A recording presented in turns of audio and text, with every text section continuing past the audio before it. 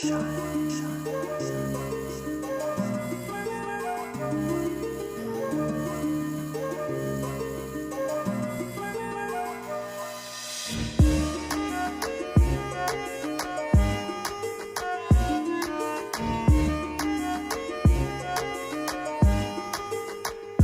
Guys, welcome to my channel. Guys, अगर आपकी hair fall बहुत ज़्यादा होती है, हेयर ग्रोथ नहीं होती है, आपने बहुत कुछ ट्राई कर लिया है लेकिन फिर भी आपकी हेयर फॉल नहीं रुक रही है या फिर आपकी हेयर ग्रोथ नहीं हो रही है, तो आप लोगों के लिए ये वीडियो बहुत ही ज़्यादा इंफॉर्मेटिव होने वाली है और हेल्पफुल भी होने वाली है, क्योंकि आज इस वीडियो में मैं आप लोगों के साथ शेयर करने वाली हूँ कुछ dos and don'ts hair related. And ये डूज एंड डोंट्स जो मैं आज आप लोगों के साथ शेयर करने वाली हूँ ना, आप लोगों के लिए बहुत ही ज़्यादा इंफॉर्मेटिव होगी, क्योंकि मैं जो आज इस वीडियो में मिस्टेक्स शेयर करने वाली हूँ हेयर रिलेटेड, वो आई थिंक आप लोगों में से बहुत लोग करते हैं ये मिस्टेक्स। आई नो, क्योंकि बहुत ही ज़्यादा कॉमन मिस्टेक्स है एंड आपको पता भी नहीं होगा कि छोटी छोटी मिस्टेक्स की वजह से आपकी कितनी ज़्यादा हेयर लॉस होती है। बहुत ही सिंपल एंड बेसिक से पॉइंट्स है, लेकिन ट्रस्ट में बहुत ही ड्रास्टिक डिफरेंस प्ले करती है आपकी हेयर ग्रोथ में एंड आपकी हेयर फॉल को रोकने में।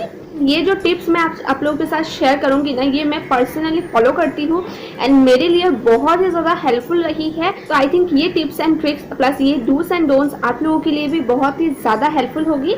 सो चलिए वीडियो को शुरू करते हैं। Let's get started.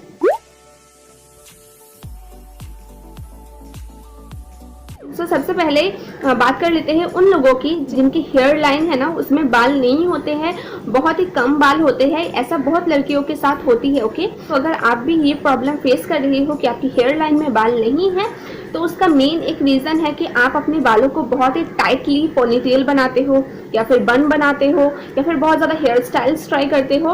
तो इसकी वजह से क्या होता है कि जब हम अपने बालों को बहुत ही ज़्यादा टाइटली टाई करते हैं ना, तो तब हमारी जो हेयर की रूट्स है ना, उसमें बहुत ज़्यादा प्रेशर पड़ती है एंड जब हम बाद में बालों को कॉम्ब करते हैं तो हमारी हेयर फॉल भी बहुत ज़्यादा होती है, क्योंकि हमारी हेयर रूट्स बहुत ही ज़्यादा लूज हो जाती है, बहुत ही ज़्यादा कमज़ोर हो जाती है, आप कह सकते हो, टाइटली बन बनाने से या फिर टाइटली किसी भी हेयर स्टाइल को ट्राई करने से। सो इसीलिए अगर आप बहुत ही ज़्यादा हाई पोनीटेल बनाते हो, बहुत ही टाइट पोनीटेल बनाते हो या फिर बन बनाते हो या फिर कोई भी हेयर स्टाइल जो बहुत ज़्यादा टाइट है, तो आपको ऐसा नहीं करना है। It is a big no no कि अगर आप पोनीटेल बनाते भी हो तो आगे की तरफ से आप बालों को थोड़ा सा आगे की तरफ ऐसे पुल कर लीजिए, थोड़ा सा लूज कर लीजिए। इससे क्या होगा कि आपकी हेयर की जो रूट्स है ना, वो कमज़ोर नहीं होगी एंड हेयर फॉल भी नहीं होगी। ओके, नेक्स्ट जो पॉइंट है ना, वो कमेंट मुझे बहुत बार आते हैं मेरे वीडियोस में कि दी मैं जब शैम्पू करती हूँ तो मेरी हेयर फॉल बहुत ज़्यादा होती है, इसका कोई सोल्यूशन बता दो। अगर बहुत ज़्यादा आपकी हेयर फॉल होती है शैम्पू करने के टाइम, तो इसका मेन रीज़न है कि आप शैम्पू करने से पहले अपने बालों को कॉम्ब नहीं करते हो।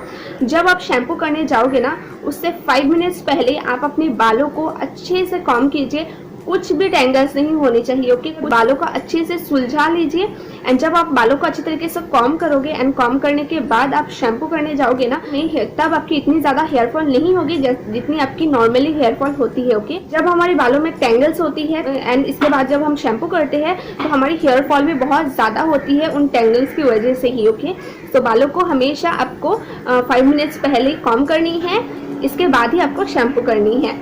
सो नेक्स्ट जो पॉइंट है वो सेकंड पॉइंट से रिलेटेबल है, क्योंकि शैम्पू करने के तुरंत बाद ही बहुत लोग अपने वेट बालों में ही कॉम्ब कर लेते हैं, तो वैसा आपको बिल्कुल भी नहीं करनी है। इससे आपकी हेयर फॉल बहुत ज़्यादा होगी। ओके, जब हमारी हेयर्स वेट होती है ना, तो हमारी हेयर्स की जो रूट होती है वो बहुत ज़्यादा कमज़ोर होती है, वीक होती है एंड जब अपने वेट बालों में ही कॉम्ब करोगे तो वो आपकी जो हेयर फॉल होगी वो एक्सट्रीम लेवल की होगी।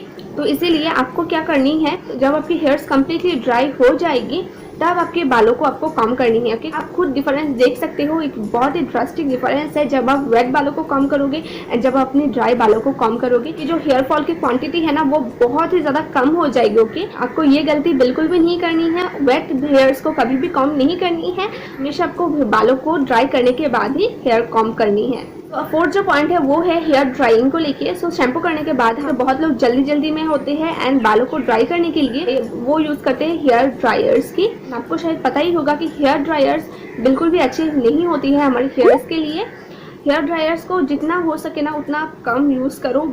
मैं तो कहूँगी यूज़ मत ही करो। कि मेरे पास भी है लेकिन मैं यूज़ बिल्कुल भी नहीं करती हूँ। मेरे बाल बहुत ज़्यादा लंबे हैं तो इसलिए ड्राई होने में भी बहुत ज़्यादा टाइम लगती है, फिर भी मैं हेयर ड्रायर्स की यूज़ नहीं करती हूँ। कि क्योंकि हेयर ड्रायर्स हमारी बालों को इतनी ज़्यादा ड्राई बना देती है, बहुत ही ज़्यादा ड्राई हो जाती है, स्प्लिट एंड्स हो जाती है हमारे बालों में। डैमेज की तो बात मत ही करो, क्योंकि डैमेज तो बहुत ज़्यादा हो जाती है जब भी आप कोई hair dryer, hair straightener, hair curlers ये सब यूज़ करते हो।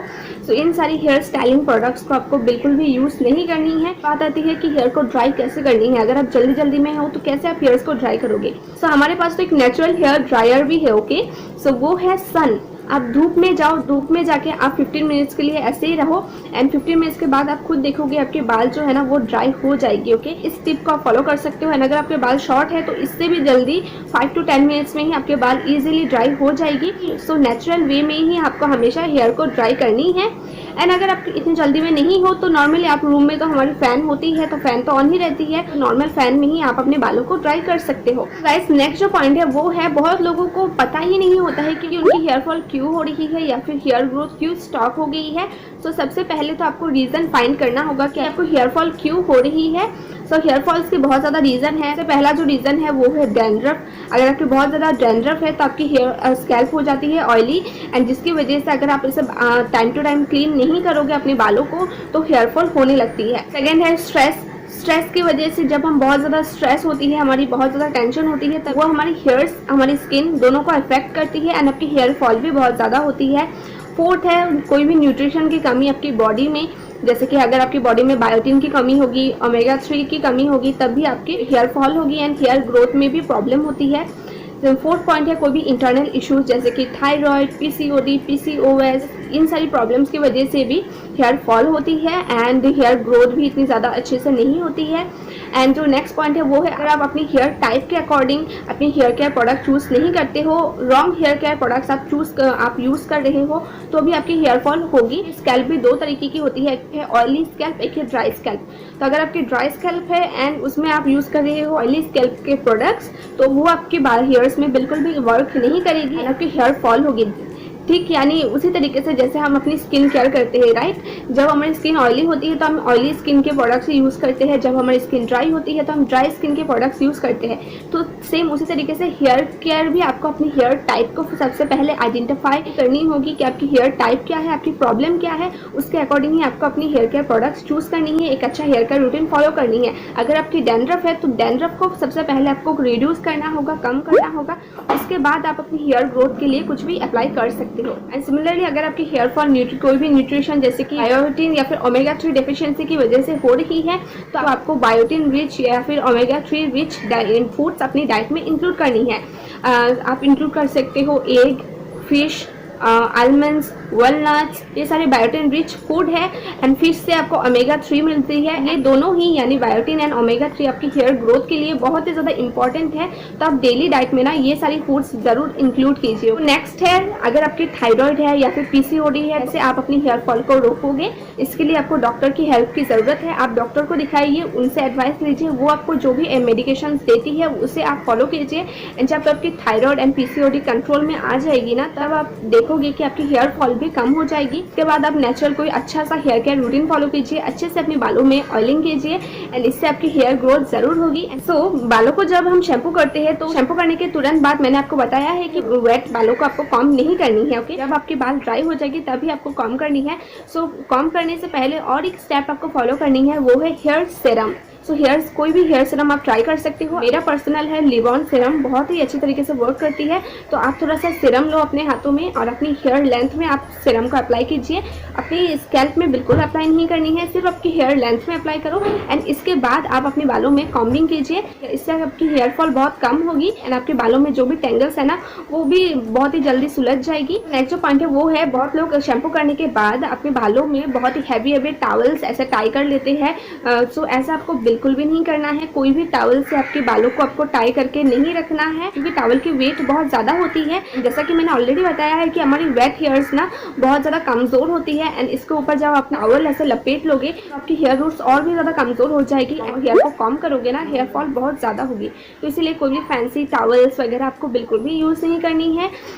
शैम्पू करने के बाद आप अपने बालों को नॉर्मल कोई भी टी शर्ट से, कॉटन की जो टी शर्ट आती है ना, उससे आप लपेट के रख सकते हो, या फिर कोई भी कॉटन का कपड़ा जो बहुत ही ज़्यादा लाइट वेटेड है ना, उससे अपने बालों को आप ऐसे टाई करके रख सकते हो। ओके, इससे आपकी हेयर्स भी ड्राई हो जाएगी एंड आपकी हेयर रूट्स में ज़्यादा प्रेशर भी नहीं पड़ेगी एंड आपकी हेयर फॉल भी नहीं होगी।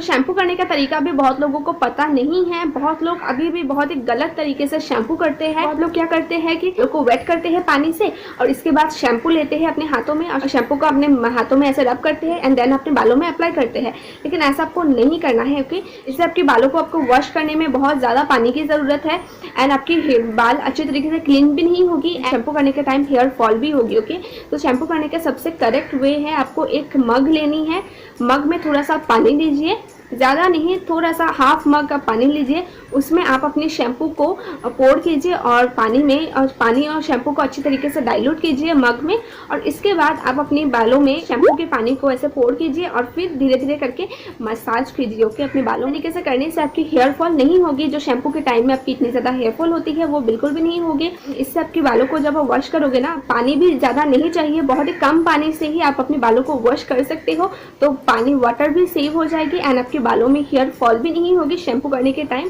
एंड नेक्स्ट जो पॉइंट है, वो लोगों को शैम्पू करने के बाद अपनी हेयर बहुत ज़्यादा ड्राई लगती है, फ्रीजी लगती है, तो उसका रीज़न है कि आप शैम्पू को बहुत ज़्यादा अपनी हेयर लेंथ में अप्लाई करते हो।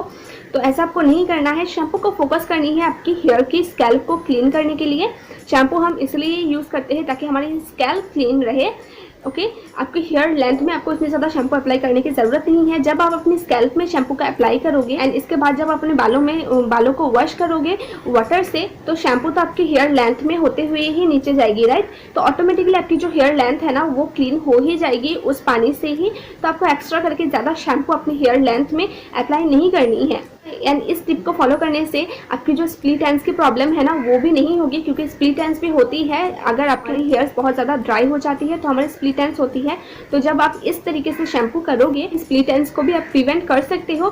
क्योंकि मैं स्प्लिट एंड्स के बारे में बात कर रही हूँ तो नेक्स्ट पॉइंट में स्प्लिट एंड्स के बारे में ही थोड़ा सा डिस्कस कर लेते हैं। सो बहुत लोग मुझे कमेंट में पूछते हैं कि दी कोई स्प्लिट एंड्स को रिमूव कैसे करें, रिड्यूस कैसे करें, उसका कोई रेमेडी बता दो। तो मैं यहाँ पे क्लियर करना चाहती हूँ कि स्प्लिट एंड्स को आप कभी भी रिड्यूस या फिर रिमूव बिल्कुल भी नहीं कर सकते हो, क्योंकि एक सिंपल सा लॉजिक है, राइट। एक बाल से दो बाल ऐसे हो जाते हैं, राइट। एंड कुछ भी आप अप्लाई करके इन दोनों बालों को कैसे जॉइन करोगे, इट्स नॉट पॉसिबल। ओके, तो अगर आपकी स्प्लिट एंड्स होती है तो आपको बालों को ट्रिम करनी है उस एरिया को, एंड तभी आपकी स्प्लिट एंड्स कम हो जाएगी। स्प्लिट एंड्स को लेके और एक मिथ है कि जब हमारी स्प्लिट एंड्स होती है तो हमारी हेयर ग्रोथ स्टॉप हो जाती है। तो ऐसा भी नहीं है। ओके, क्योंकि ये भी एक सिंपल सा लॉजिक है, थोड़ा सा आप खुद का भी दिमाग लगा सकते हो, राइट। क्योंकि हमारी हेयर ग्रोथ कहाँ से होती है, हमारी रूट से होती है, हमारी लेंथ से तो नहीं होती है, राइट। स्प्लिट एंड्स से तो हमारी हेयर ग्रोथ नहीं होती है हमारी रूट से। तो आपकी हेयर रूट से और स्प्लिट एंड्स से कोई भी मतलब नहीं है। आपकी हेयर ग्रोथ जरूर होगी, लेकिन स्प्लिट एंड्स से क्या हो जाता है, इसकी हेयर्स बहुत ज़्यादा डैमेज टाइप लगती है, इस हेयर्स की क्वालिटी इतनी ज़्यादा अच्छी नहीं रहती है। तो इसीलिए हमें स्प्लिट एंड्स को कट करनी चाहिए। लेकिन स्प्लिट एंड्स से और हेयर ग्रोथ से कोई भी लेना देना नहीं है, कुछ भी लिंक नहीं है। तो ये चिंता आप बिल्कुल भी मत कीजिए। ओके, तो नेक्स्ट जो पॉइंट है वो है, बहुत लोगों को कंप्लेन होती है कि जब रात को सोते हैं तो उठ के हम देखते हैं हमारे पिलो कवर में बहुत ज़्यादा हेयर फॉल हो जाती है। जो टिप फॉलो करती हूँ वो है कि आपको कॉटन की पिलो कवर में ना बिल्कुल भी नहीं सोनी है रात को, या फिर जब भी आप सोते हो आप सिल्क की जो पिलो कवर्स आती है ना वो ट्राई कर सकते हो। क्योंकि सिल्क की पिलो कवर में जब हम सोते हैं ना तो हमारी हेयर फॉल कम होती है, क्योंकि इसमें फ्रिक्शन भी कम होती है, तो हमारी हेयर फॉल भी कम होती है। एंड जब आप कॉटन की पिलो कवर में सोते हो तो आपकी हेयर फॉल भी बहुत ज़्यादा होती है रात को। एंड और एक टिप है कि जब आप रात को सोते हो ना हमेशा अपने बालों को ऐसे खुला छोड़ के मत सोइए। ट्राई कीजिए कि आप अपने बालों में ब्रेड बना लीजिए एंड ब्रेड बना के ही सोइए। इससे बालों में ज़्यादा टेंगल्स भी नहीं होगी एंड हेयर फॉल भी नहीं होगी एंड हेयर ग्रोथ भी होगी। एंड बहुत लोगों की और एक कंप्लेन है कि ब्रेड बनाने से हेयर कर्ली हो जाते हैं नेक्स्ट डे। तो आपको क्या करनी है, आपको टाइट ब्रेड्स बिल्कुल भी नहीं बनानी है, बहुत ही लूज, एकदम लूज ब्रेड आप बनाइए, इससे आपकी नेक्स्ट डे हेयर कर्ली बिल्कुल भी नहीं होगी। सो नेक्स्ट जो टिप है वो है हेयर ऑयलिंग को लेके। सो हेयर ऑयलिंग का तरीका भी बहुत लोगों को पता नहीं है। हेयर ऑयलिंग पूरा एकदम इतना ज़्यादा हेयर ऑयल लेके पूरा अपने बालों में अप्लाई कर लेते हैं। उन्हें लगता है कि ज़्यादा ऑयल अप्लाई करेंगे तो उसका बेनिफिट्स और भी ज़्यादा मिलेगा, लेकिन ऐसा बिल्कुल भी नहीं है। एक कैपेसिटी होती है, उतना ही आपकी स्कैल्प में ऑयल एब्जॉर्ब होती है। इससे ज़्यादा जितना भी आप अप्लाई कर लो ना वो इतना ज़्यादा एब्जॉर्ब नहीं होगी। सो थोड़ा सा ही आपको ऑयल लेनी है एंड फोकस कहाँ पे आपको करनी है, आपकी स्कैल्प में। ओके, क्योंकि स्कैल्प से ही हमारी हेयर ग्रोथ होती है एंड स्कैल्प से ही हमारी हेयर ऑयल भी होती है। तो जो भी आप अप्लाई करोगे ना वो आपको हमेशा अपनी हेयर स्कैल्प में फोकस करनी है। तो थोड़ा सा तेल लीजिए, आप अपनी हेड को ऐसे इन्वर्शन मेथड में आप कर लीजिए, ऐसे पलट लीजिए और फिर आप अपने बालों को इस तरीके से मसाज कीजिए फिंगर टिप्स से। इससे क्या होगा कि आपकी ऑयल बहुत अच्छी तरीके से एब्जॉर्ब होगी एंड आपकी जो भी ऑयल की गुडनेस है ना वो सारी आपको मिल जाएगी। एंड ये भी मिथ है कि हेयर ऑयल को हमेशा हमें रात को अप्लाई करनी है एंड नेक्स्ट डे हमें सुबह इसे वॉश करनी है। तो ऐसा कोई फिक्स रूल नहीं है। शैम्पू करने से 2 घंटे पहले भी अगर आप हेयर ऑयल अप्लाई करोगे तो वो भी उतना ही वर्क करेगा जितना आप अगर रात में अप्लाई ओवरनाइट ऑयल को छोड़ते हो।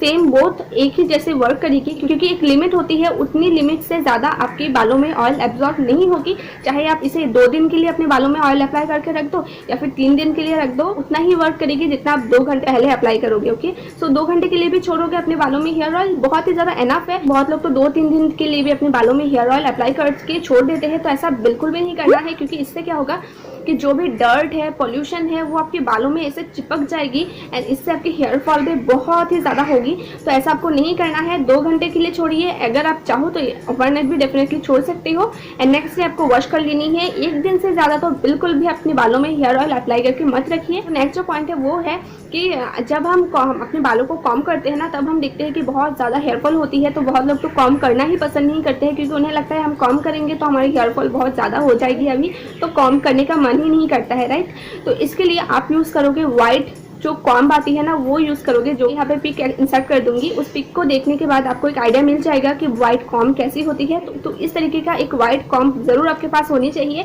एंड इससे ही आप अपने बालों को हमेशा कॉम्ब कीजिए। जब आप कॉम्ब करोगे ना, आप खुद ही नोटिस कर सकोगे कि आपकी हेयर फॉल कितनी ज़्यादा कम होती है। नॉर्मल जो कॉम्ब होती है ना, उससे जब हम कॉम्ब करते हैं तो हमारी हेयर फॉल बहुत ज़्यादा होती है, लेकिन व्हाइट कॉम्ब से कॉम्ब करने से 50% आप कह सकते हो हेयर फॉल कम हो जाती है। तो ये व्हाइट कॉम्ब से ही आपको हमेशा कॉम्ब करनी है, स्पेशली अगर आपकी लॉन्ग हेयर्स है तो व्हाइट कॉम्ब तो आपके पास होनी ही चाहिए। अगर नहीं है तो कल ही जाके मार्केट से ज़रूर खरीद लीजिए। सो नेक्स्ट एंड लास्ट जो पॉइंट है वो है, बहुत लोग क्या करते हैं अपने बालों को 3 मंथ्स या फिर 4 मंथ्स के बाद ही ट्रिम करते रहते हैं। उन्हें लगता है कि रेगुलरली ट्रिम करने से ही हमारी हेयर ग्रोथ होगी। तो मुझे ऐसा नहीं लगता है, क्योंकि आपको तभी अपने बालों को ट्रिम करनी चाहिए या फिर कट करनी चाहिए तब जब आपको खुद से फील हो कि आपकी हेयर बहुत ज़्यादा डैमेज हो गई है या फिर स्प्लिटेंस हो गई है, तभी आपको अपने बालों को ट्रिम करनी चाहिए। अगर आपके बाल बहुत ज़्यादा हेल्दी है, कोई भी प्रॉब्लम्स नहीं है, तो हेयर कट या फिर हेयर ट्रिमिंग करने की कोई भी ज़रूरत नहीं है। बालों की ग्रोथ होती है तो वो लॉन्ग होती है, लेकिन फिर से आप उसे कट करके फिर से शॉर्ट बना देते हो। फिर आप यूट्यूब में सर्च करोगे कि how to grow our hair very fast, तो ऐसा नहीं चलता है, राइट। अगर आपको लगे कि आपकी हेयर्स रियली डैमेज हुई है, आपको फील होता है कि हाँ अभी हेयर कट करवानी चाहिए, तभी आपको करवानी है। ऐसा कोई फिक्स रूल नहीं है कि 3 मंथ्स 4 मंथ्स के बाद आपको हेयर कट करवानी है। हाँ, 6 मंथ्स में या फिर 7 मंथ्स में एक बार आप थोड़ा सा नीचे की तरफ से थोड़ा सा ट्रिम कर सकते हो अपने बालों को एक नेचुरल शेप देने के लिए। लेकिन hair growth and hair trim कोई रिलेशन ऐसा नहीं है। ओके, ये पॉइंट भी आपको फॉलो करनी है। जब आपको फील हो तभी आप अपने बालों को ट्रिम कीजिए। That's it for today's video. I hope आपके लिए ये do's and don'ts की जो वीडियो है ना बहुत ज़्यादा हेल्पफुल रही होगी। अगर आप भी ये मिस्टेक्स करते हो तो आज ही स्टॉप कर दीजिए एंड मैंने जो पॉइंट आपको बताया है कि कौन कौन से स्टेप्स को आपको फॉलो करनी है, क्या क्या टिप्स आपको फॉलो करनी है, इन टिप्स एंड ट्रिक्स को ज़रूर फॉलो कीजिए। बहुत ही छोटे छोटे से टिप्स है, लेकिन ट्रस्ट में बहुत ही ह्यूज डिफरेंस प्ले करती है आपकी हेयर ग्रोथ जर्नी में। सो इन टिप्स को ज़रूर फॉलो कीजिए एंड लेट मी नो कि आप कौन सी टिप्स एंड ट्रिक्स फॉलो करते हो। अगर आपके पास भी कुछ आइडियाज़ है देन डेफिनेटली मेरे साथ कमेंट सेक्शन में शेयर कीजिए। I will very happy to know that. So अगर आपको ये वीडियो पसंद आया है तो इस वीडियो को लाइक कीजिए। आप इस वीडियो को अपने फ्रेंड्स के साथ भी शेयर कर सकते हैं एंड अगर आप मेरे चैनल पर नहीं है तो मेरे चैनल को सब्सक्राइब भी कर लीजिए, ऐसे और भी वीडियोस आगे देखते रहने के लिए। सो मैं मिलूंगी मेरे नेक्स्ट वीडियो में। Till then take care, bye guys.